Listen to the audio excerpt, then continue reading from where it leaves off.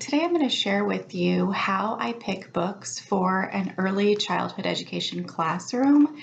And we're going to look at a book in more detail and how I actually use that book throughout the year. The first thing I look for when I'm choosing a book is the pictures and the text. So for me, I would be choosing for a first grade classroom. And I want to find things that are going to capture their attention and hold their attention really well because they're going to have such a short attention span. This is not the book that I'm going to talk about, but what I like about this book is how there's not a lot of words on each page, yet the pictures are very descriptive. I love how all the kids, you can see their emotions. I don't know if you can see this so well with the glare, but the pictures are colorful. The children are happy. This little guy is sad because somebody was dipping out of his bucket. But overall, I feel like the kids get excited and there are details in here that they do want to see. The book that I actually want to talk about today is Chrysanthemum.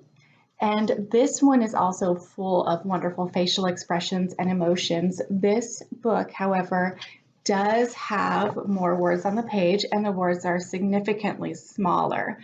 As I'm reading this book to children, they're not going to be able to see these words, but they will be able to see the pictures. And these pictures are large enough that I can ask them what they see and to tell me a little bit about these pictures.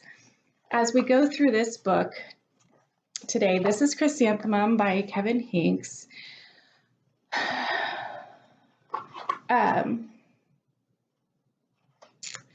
Chrysanthemum is this little white mouse, and she is just full of life.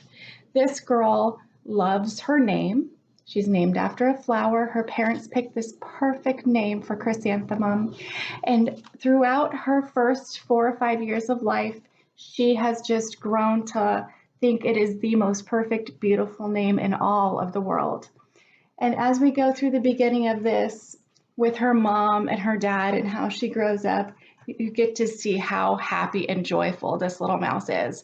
And when I'm reading this book, I show a heart or have a heart with me as I read, and I let the kids know before we begin. And as Chrysanthemum starts her early years, her heart is so fresh and beautiful and clean and perfect.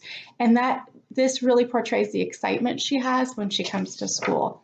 As we read Chrysanthemum, once we get past her first part of her life, or the first day of school, she gets introduced to all of the children, and it talks about all of their names.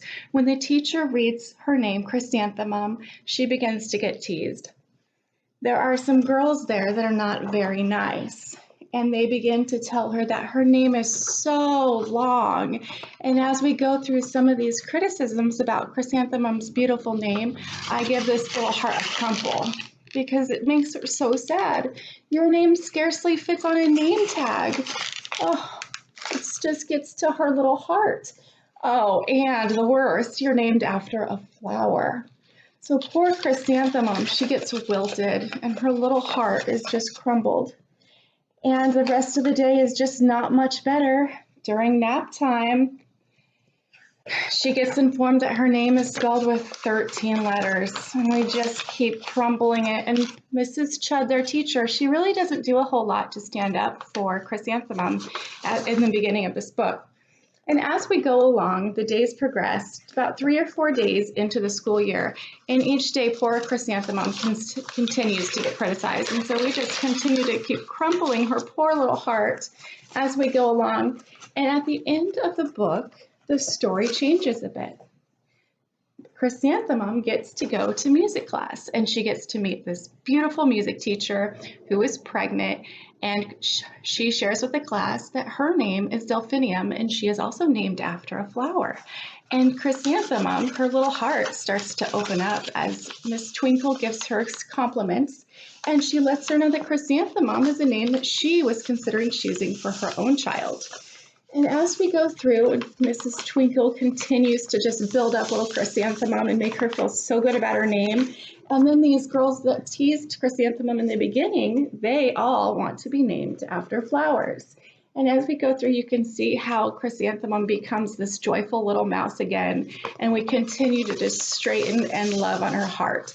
And as we get to the end of the book, she says Chrysanthemum did not think her name was absolutely perfect. She knew it was.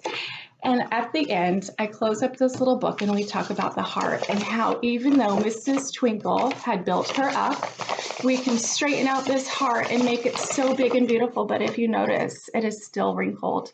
All of these hurtful words that were said to her are always going to have this impression on her heart, even if we apologize.